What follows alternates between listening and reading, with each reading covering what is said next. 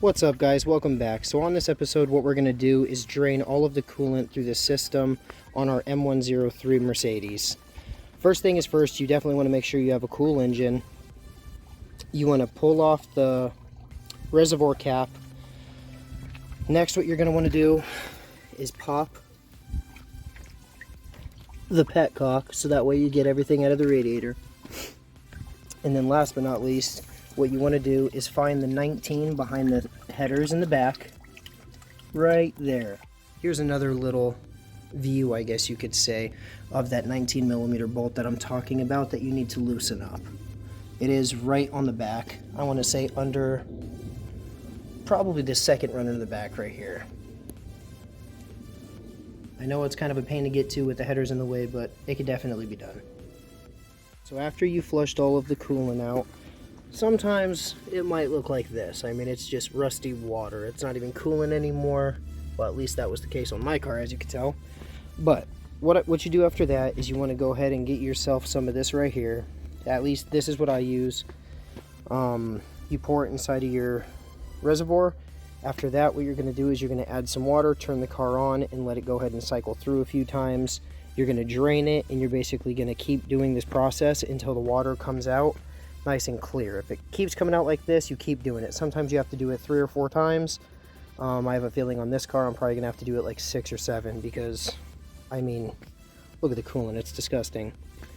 But like I said, next step is basically just go ahead and pour some of this in there, add the water, start the car, let it cycle through. You want that thermostat to open up, and then we'll drain it again and see what happens. Alright guys, so after doing the process about 5 or 6 times, as you can see right here, the coolant still is coming out really nasty. So what we're doing right now is adding water. We start the car for about 20-30 minutes, just at idle, nothing crazy.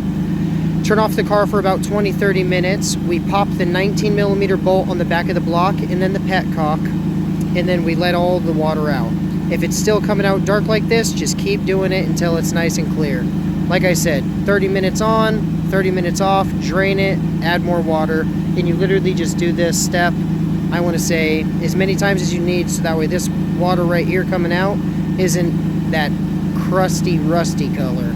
We can have it nice and clear, or close to clear as possible, before you add in your coolant. Obviously, after seeing this so many times, I'm pretty sure this is the first time it has ever had a coolant flush. And this is something that you definitely want to take care of and maintain on your vehicle because, I mean, who wants a blown head gasket or having overheating issues? I know I don't. That's the whole reason we're doing this. But yeah, like I said, just keep doing this process as many times as you can so that way you don't have to worry about any issues in the future. It definitely helps. Alrighty guys, so I don't know if you can tell, but that is the color that should be coming out of your coolant. Right there. That gold looking orange stuff should not be coming out. This is what you want it to look like. So now that this is what it looks like, we're going to go ahead and let the rest of this drain out, and then now it's ready to put the coolant in.